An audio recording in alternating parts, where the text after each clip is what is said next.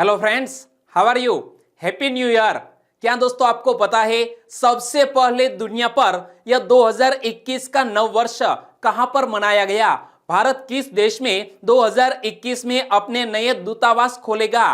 भारत और किस देश के बीच हाल ही में स्काई रोस नामक एक वायुसेना अभ्यास आयोजित किया जाएगा? ऐसे ही 15 बड़ी खबरों को कवर करते हुए हमने आज का बोले तो 1 जनवरी का करंट अफेयर का वीडियो तैयार किया है। यह वीडियो लास्ट तक देखें और लास्ट में मैं आपसे एक क्वेश्चन पूछूंगा जिसका आंसर आपको नीचे कमेंट बॉक्स में देना है। और अभी तक आपने हमारी जीके 2020 चैनल को सब्सक्राइब नहीं किया है, सब्सक्राइब कीजिए, बाजू में जो बेल आइकन है उसे भी प्रेस कर दीजिए क्योंकि आने वाले हर एक वीडियो की अपडेट आपको मिलती रहे। चलिए बिना वक्त गवाए हम स्टार्ट करते हैं पहले क्वेश्चन से। भारत किसके साथ मिलकर वायुसेना युद्धाभ्यास स्काई रोस आयोजित करेगा? भारत और फ्रांस देश के बीच इसी माह जनवरी में एक वायुसेना युद्धाभ्यास आयोजित किया जाएगा जिसका नाम है स्काई रोस। और भारत फ्रांस की वायुसेना युद्धाभ्यास स्काई रोस कहां आयोजित करेगी? तो भारत और फ्रांस देश की वायुसेना यह युद्धाभ्यास आयोजित करने जा रही है जोधपुर, बोले तो राजस्थान में। और जोधपुर को सूर्य नगरी भी कहा जाता है। भारत और फ्रांस की एयरफोर्स स्काई रोस नाम के युद्धाभ्यास किसके द्वारा आयोजित करेगी? तो फ्रांस के जो राफेल लड़ाकू विमान है वो फ्रांस से आएंगे और भारत के पास भी अब राफेल लड़ाकू विमान है। तो भारत राफेल और सुखोई फाइटर्स के जरिए इस स्काई रोस नामक युद्धाभ्यास में हिस्सा लेंगे। और स्काई रोस नामक युद्धाभ्यास कब आयोजित होगा? जनवरी के तीसरे सप्ताह में।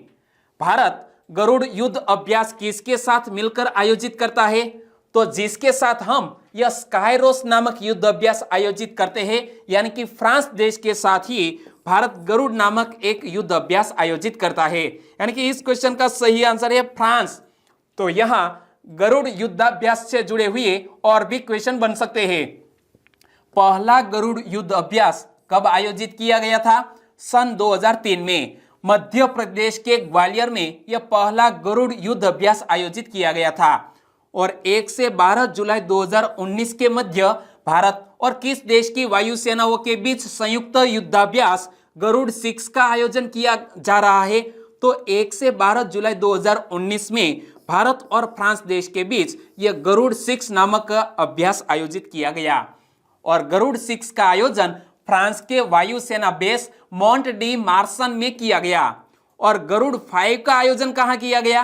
तो जून 2014 में वायुसेना स्टेशन जोधपुर राजस्थान में ही किया गया था। और दोस्तों जब हम यह अभ्यास आयोजित करने जा रहे हैं फ्रांस देश के साथ, तो आप मैप में देखिए यह है फ्रांस। फ्रांस के अगल बगल में कौन कौन से देश स्थित है? यहां पर है बेल्जियम, जर्मनी, इटली और यहां पर है स्पेन। ओके, और फ्रांस की कैपिटल का नाम है पेरिस। फ्रांस यूरोप में तीसरा सबसे अधिक आबादी वाला देश है।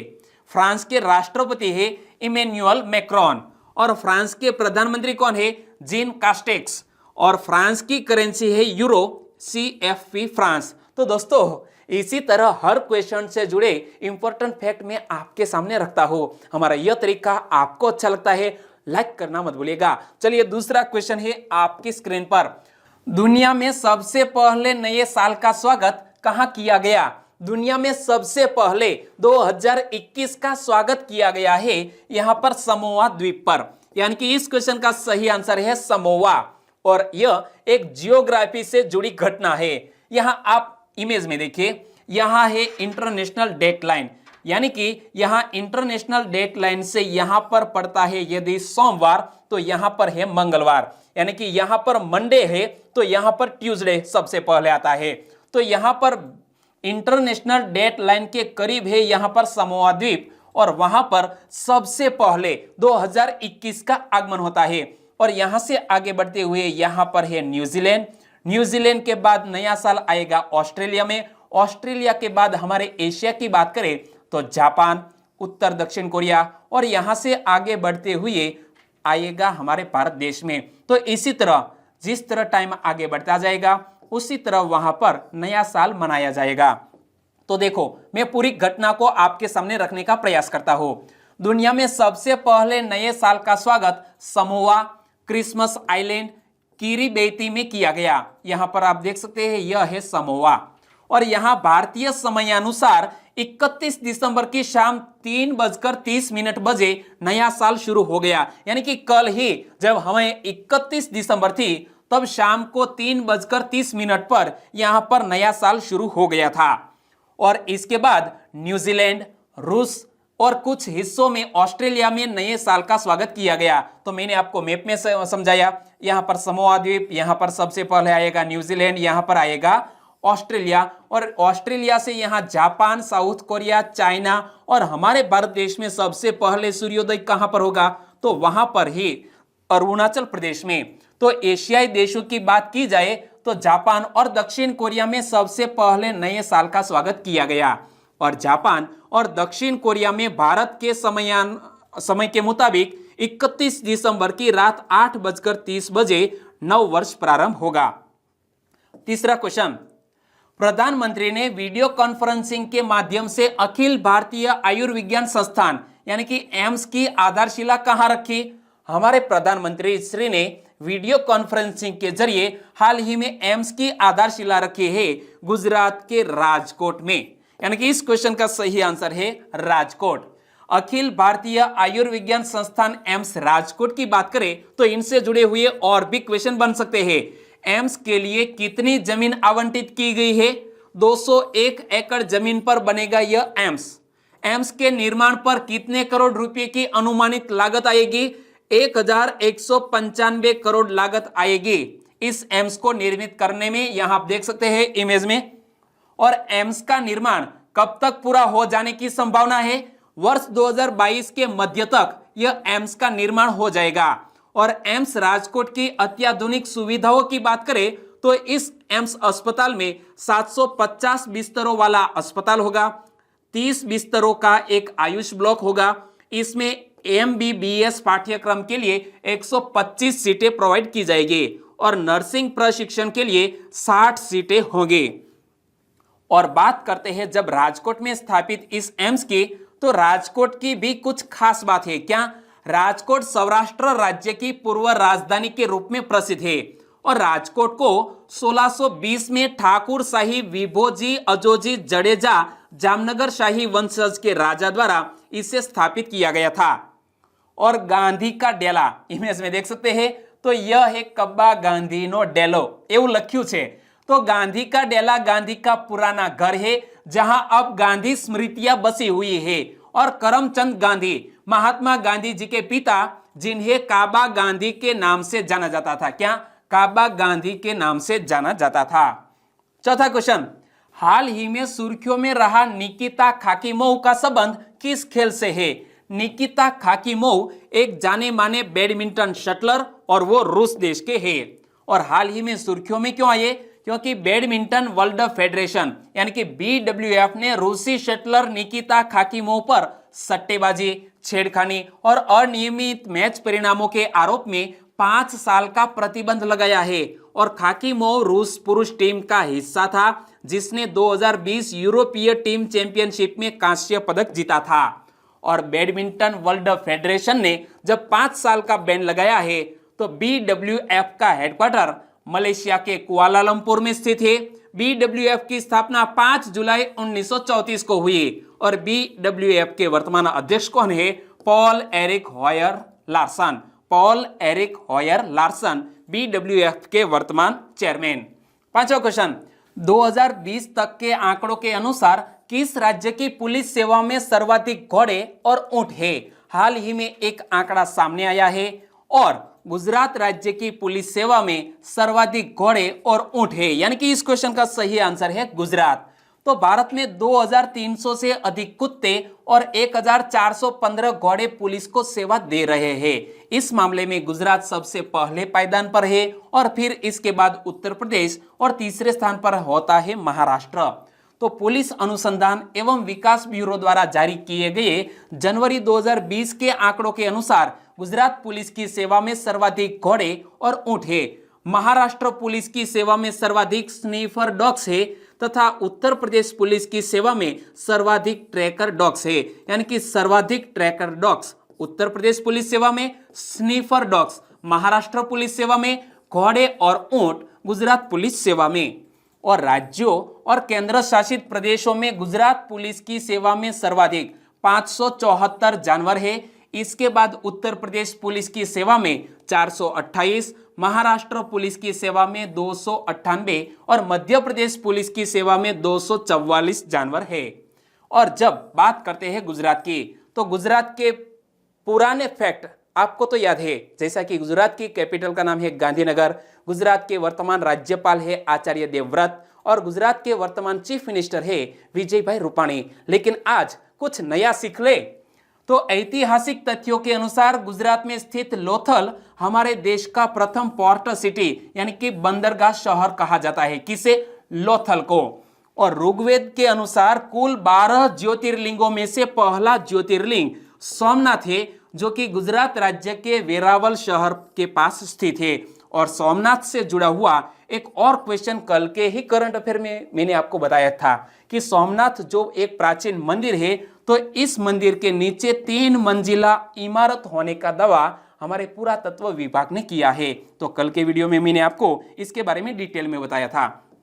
छठा क्वेश्चन, भारत सरकार ने स्वदेश निर्मित किस मिसाइल के निर्यात को मंजूरी दे दी? भारत सरकार ने स्वदेश निर्मित आकाश मिसाइल को निर्यात के लिए मंजूरी दे दी, यानी कि इस क्वेश्चन का सही आंसर है आकाश मिसाइल। सरकार ने जमीन से हवा में मार करने वाली स्वदेश निर्मित आकाश मिसाइल के निर्यात को मंजूरी दे दी है। और प्रधानमंत्री नरेंद्र मोदी की अध्यक्षता में मंत्रिमंडल की बैठक में यह फैसला लिया गया। और रक्षा निर्यात प्रक्रिया में तेजी लाने के लिए एक समिति गठित करने का भी निर्णय लिया गया है। और देश को रक्षा निर्यात से क्या फायदा होगा? आमदनी बढ़ाने में मदद मिलेगी। आकाश मिसाइल को कितने प्रतिशत स्वदेशी तकनीक से निर्मित किया गया है? आकाश मिसाइल को 96% से अधिक तकनीक जो हमारी स्वदेशी है। और आकाश मिसाइल को किसने विकसित किया है? हमारे रक्षा अनुसंधान और विकास संगठन बोले तो DRDO ने आकाश मिसाइल को विकसित किया है। आकाश मिसाइल कितने किलोमीटर तक सटीक निशाना लगा सकती है? 25 किलोमीटर की दूरी तक वो सटीक निशाना लगा सकते हैं। और हमारे वर्तमान रक्षा मंत्री कौन है? राजनाथ सिंह। 7वां क्वेश्चन, मंत्रिमंडल ने निम्न में से कहां 2021 में भारतीय दूतावास खोलने की मंजूरी दी? हमारे मंत्रिमंडल ने 2021 में एस्टोनिया, पराग्वे, डोमिनिक रिपब्लिक यानी कि इन तीनों देशों में अपने नए दूतावास खोलने की मंजूरी दी। यानी कि इस क्वेश्चन का सही आंसर है उपर्युक्त सभी। 2021 में एस्टोनिया, पराग्वे और डोमिनिकन रिपब्लिक में भारतीय दूतावास खोलने से इनके साथ भारत के राजनयिक संबंध बढ़ेंगे और द्विपक्षीय व्यापार, निवेश तथा आर्थिक संबंधों को भी बढ़ावा मिलेगा। तीनों देशों के कुछ महत्वपूर्ण फैक्ट की बात करें तो सबसे पहले बात करते हैं एस्टोनिया। एस्टोनिया की राजधानी का नाम है ताल्लिन। एस्टोनिया के वर्तमान प्रधानमंत्री कौन है? जूरी रतास, जो इमेज में आप देख सकते हैं। और एस्टोनिया की राष्ट्रपति कौन है? तो यहां इमेज में देख सकते हैं, नाम है कर्स्टी कलजुलैद। क्या नाम है? कर्स्टी कलजुलैद, वो है एस्टोनिया की राष्ट्रपति। और एस्टोनिया की करेंसी है यूरो। और 2011 में एस्टोनिया यूरो जोन का सदस्य बना। केवल 1.4 करोड़ की आबादी के साथ यूरोपियन यूनियन का सबसे कम की आबादी वाला यह सदस्य देश है Estonia.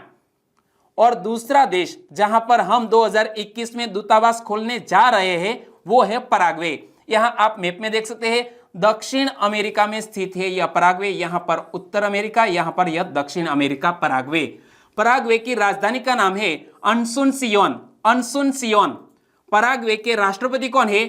Mario Abdo Benitez. Image में देख सकते हैं, पराग्वे के राष्ट्रपति मैरियो अब्दो बेनिटेज। और पराग्वे की करेंसी है गुआरानी।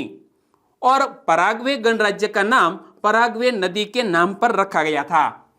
और जब बात करते हैं तीसरे देश यानी कि डोमिनिकन रिपब्लिक की, तो इनसे जुड़ा हुआ एक और क्वेश्चन सुर्खियों में आया था। लुइस एबिंडर किस देश के नए राष्ट्रपति चुने गए? लुइस एबिंडर वो डोमिनिकन रिपब्लिक के नए राष्ट्रपति चुने गए। इमेज में आप देख सकते हैं। और लुइस एबिंडर ने डोमिनिकन रिपब्लिक के 54वें राष्ट्रपति के रूप में शपथ ली। और तब भी मैंने आपको ये डोमिनिकन रिपब्लिक के बारे में बताया था। डोमिनिकन रिपब्लिक की कैपिटल का नाम है सेंटो डोमिंगो और डोमिनिकन रिपब्लिक की करेंसी है डोमिनिकन पीसो। क्या? डोमिनिकन पीसो। चलिए 8वां क्वेश्चन, हाल ही में सुर्खियों में रही मुश्ताक अली ट्रॉफी का संबंध किस खेल से है? मुश्ताक अली ट्रॉफी का संबंध क्रिकेट से है, यानी कि इस क्वेश्चन का सही आंसर है ऑप्शन सी, क्रिकेट। लेकिन यह सैयद मुश्ताक अली ट्रॉफी सुर्खियों में क्यों आई? क्योंकि भारत के पूर्व तेज गेंदबाज कौन? एस श्रीसंत को 10 जनवरी से मुंबई में शुरू हो रहे Syed Mushtaq Ali T20 cricket tournament के लिए केरल की टीम में शामिल किया गया है।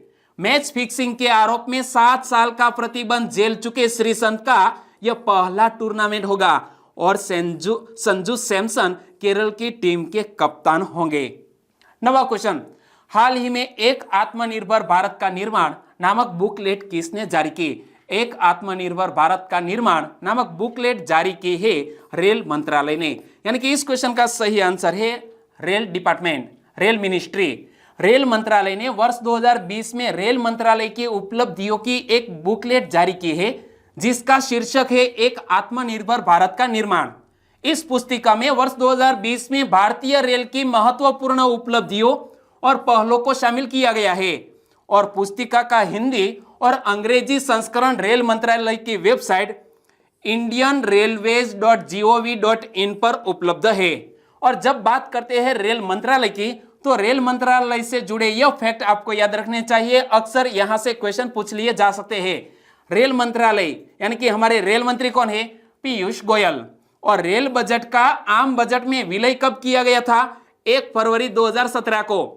रेल बजट को अलग से पेश करने की परंपरा कब से शुरू हुई थी? 1924 से। और रेल बोर्ड के वर्तमान अध्यक्ष कौन है? विनोद कुमार यादव। और भारतीय रेलवे का सबसे ऊंचा रेलवे स्टेशन कौन सा है? सिमिलीगुड़ा। और भारतीय रेल के 18 रेलवे जोन तथा 69 डिवीजन है और 18वां जोन का नाम दक्षिण तटीय रेलवे है और इसका मुख्यालय कहां पर स्थित है? विशाखापत्तनम में स्थित है। 10वां क्वेश्चन, हाल ही में जन रसोई भोजनालय की शुरुआत किसने की? जन रसोई भोजनालय की शुरुआत की है हमारे पूर्व क्रिकेटर एवं भाजपा के सांसद गौतम गंभीर ने, यानी कि इस क्वेश्चन का सही आंसर है गौतम गंभीर। इमेज में आप देख सकते हैं। पूर्व क्रिकेटर गौतम गंभीर दिल्ली से भारतीय जनता पार्टी के सांसद हैं और उन्होंने जन रसोई भोजनालय की शुरुआत की है। इस रसोई में जरूरतमंद लोगों को सिर्फ 1 रुपये में, कितने? सिर्फ 1 रुपये में दोपहर का खाना परोसा जा रहा है। और सबसे पहले दिल्ली में गांधीनगर में पहले भोजनालय की शुरुआत की गई है। इस परियोजना का वित्त पोषण किसके द्वारा किया जाएगा? गौतम गंभीर फाउंडेशन और सांसद के निजी संसाधनों से किया जाएगा और सरकार की मदद नहीं ली जाएगी। 11वां क्वेश्चन, हाल ही में सर्बिया में व्यक्तिगत कुश्ती विश्व कप में अंशु मल्लिक ने कौन सा पदक जीता? इमेज में देख सकते हैं अंशु मल्लिक, वो हमारे भारत देश की एक जानी मानी रेसलर और उन्होंने रजत पदक जीतकर हमारे देश का गौरव बढ़ाया। भारतीय पहलवान अंशु मल्लिक सर्बिया के बेलग्रेड में व्यक्तिगत कुश्ती विश्व कप में पोडियम स्थान प्राप्त करने वाली देश की पहली पहलवान बन गई है और 19 वर्षीय महिला ने देश के लिए टूर्नामेंट के पहले अंतरराष्ट्रीय पदक के लिए महिलाओं के 57 किग्रा वर्ग में रजत पदक जीता है। वह फाइनल में मोल्दोवा के अनास्तासिया निकिता से 5-1 से हार गए। 12वां क्वेश्चन, 2020 में अपने घर में सभी टेस्ट जीतने वाली एकलौती टीम कौन बनी? 2020 के वर्ष में अपने घर में सभी टेस्ट जीतने वाली एकलौती टीम बन गई है न्यूजीलैंड, यानी कि इस क्वेश्चन का सही आंसर है न्यूजीलैंड। बे ओवल में खेले गए पहले टेस्ट में न्यूजीलैंड ने पाकिस्तान को 101 रनों से हरा दिया है। और इसमें बने कुछ रिकॉर्ड्स की बात करें तो न्यूजीलैंड 2020 में अपने घर में सभी टेस्ट जीतने वाली एकलौती टीम बन गई। न्यूजीलैंड ने 2020 में अपने घर में कुल 5 टेस्ट मैच खेले और 5 में उन्होंने जीत हासिल की। न्यूजीलैंड के तेज गेंदबाज टीम साउदी के नाम एक नया कीर्तिमान स्थापित हुआ। टीम साउदी टेस्ट क्रिकेट में 300 विकेट लेने वाले तीसरे कीवी गेंदबाज बन गए हैं। और sir Richard Hadlee 431 wicket, Daniel Vettori 361 wicket, और उनके बाद तीसरे स्थान पर है सऊदी और वो 300 विकेट चटकाए हैं। 13वां क्वेश्चन, दुनिया का सबसे हल्का सैटेलाइट किसने तैयार किया है? दुनिया का सबसे हल्का सैटेलाइट तैयार किया है रियासुद्दीन शमसुद्दीन ने, यानी कि इस क्वेश्चन का सही आंसर है रियासुद्दीन शमसुद्दीन। इमेज में आप देख सकते हैं तमिलनाडु के एक छात्र रियासुद्दीन शमसुद्दीन ने दुनिया का सबसे हल्का सैटेलाइट तैयार किया है, और यह सैटेलाइट प्रिंटेड पॉलीथेरेमाइड थर्मोप्लास्टिक से बनी है। किन से? प्रिंटेड पॉलीथेरेमाइड थर्मोप्लास्टिक से बनी है यह सैटेलाइट। और अगर यह मटेरियल स्पेस में बचा रहा तो गोल्ड और टाइटेनियम जैसी चीजों का उपयोग सैटेलाइट में कम हो जाएगा, यानी कि काफी सस्ते दाम में तैयार होगा यह सैटेलाइट। और रियासुद्दीन शमसुद्दीन की बनाई गई सैटेलाइट का वजन सिर्फ 33 मिलीग्राम है, और इस सैटेलाइट का आकार महज 33 मिलीमीटर है। उन्होंने फेम्टो वैरायटी की सैटेलाइट विजन सेट 1 और 2 तैयार की है। विजन सेट 1 और विजन सेट 2 फेम्टो सेट की सैटेलाइट तैयार की है, और विजन सेट 1 और विजन सेट 2 दोनों सैटेलाइट चौकोर है। यहां देख सकते हैं चौकोर आकार के है यह सैटेलाइट, जिसमें 11 सेंसर लगे हैं। और खास बात यह है कि ये सेंसर माइक्रोग्रेविटी पर शोध में मददगार साबित होंगे। माइक्रोग्रेविटी शोध पर मददगार साबित होंगे, और नासा ने भी इसका जिक्र किया। 14वां क्वेश्चन, हाल ही में सूत्र निवेदनाची सूत्र एक अनुभव पुस्तक का विमोचन किसने किया है? सूत्र निवेदनाची सूत्र एक अनुभव, इस पुस्तक का विमोचन किया है श्रीपाद येस्सो नाइक ने, यानी कि इस क्वेश्चन का सही आंसर है श्रीपाद येस्सो नाइक। लेकिन श्रीपद नाइक किस मंत्रालय के मंत्री है? हमारे केंद्रीय आयुष और रक्षा राज्य मंत्री है श्रीपाद येस्सो नाइक। और सूत्र निवेदनाची सूत्र एक अनुभव पुस्तक किसने लिखी है? डॉक्टर रूपाचारी ने। डॉक्टर रूपाचारी ने। सूत्र निवेदनाची सूत्र एक अनुभव एक कोंकणी पुस्तक है। यह पुस्तक संजना प्रकाशन द्वारा प्रकाशित की गई है, और डॉक्टर रूपाचारी गोवा में कॉम्परिंग के क्षेत्र में एक जानी मानी हस्ती है। 15वां क्वेश्चन, एक सॉलिड प्रोपल्शन रॉकेट इंजन का सफलतापूर्वक परीक्षण किसने किया? एक सॉलिड प्रोपल्शन रॉकेट इंजन का सफलतापूर्वक परीक्षण हमारे भारत देश की एक नई स्टार्टअप स्काई रूट एरोस्पेस ने किया है, यानी कि इस क्वेश्चन का सही आंसर है स्काई रूट। भारतीय अंतरिक्ष स्टार्टअप स्काई रूट एरोस्पेस ने एक सॉलिड प्रोपल्शन रॉकेट इंजन का सफलतापूर्वक परीक्षण किया है, जिसका नाम क्या रखा गया है? कलाम 5। और इसके साथ यह एक पूर्ण ठोस ईंधन वाले रॉकेट चरण का सफलतापूर्वक डिजाइन, विकास और परीक्षण करने वाली भारत की पहली निजी कंपनी बन गई है यह स्काई रूट। और इस महत्वपूर्ण प्रोपल्शन तकनीक का उपयोग उनके पहले रॉकेट विक्रम 1 के लिए किया जाएगा, जो सक्रिय विनिर्माण के तहत है, और इसे दिसंबर 2021 में इसरो की मदद से लॉन्च करने का लक्ष्य है। और जब बात करते हैं स्काई रूट एरोस्पेस हमारे भारत देश के एक अंतरिक्ष स्टार्टअप के, तो इसके संस्थापक और सीईओ कौन है? पवन कुमार चंदना। और स्काई रूट एरोस्पेस की स्थापना 12 जून 2018 को हुई, जिसका हेडक्वार्टर हैदराबाद में स्थित है। और दोस्तों अब बात करते हैं लास्ट वीडियो के क्वेश्चन की। लास्ट वीडियो में मैंने आपसे क्वेश्चन पूछा था, प्राकृतिक ताजा ऑर्गेनिक उत्पाद जॉइंट रॉक बी हनी निम्न में से किस जनजाति का प्रमुख उत्पाद है?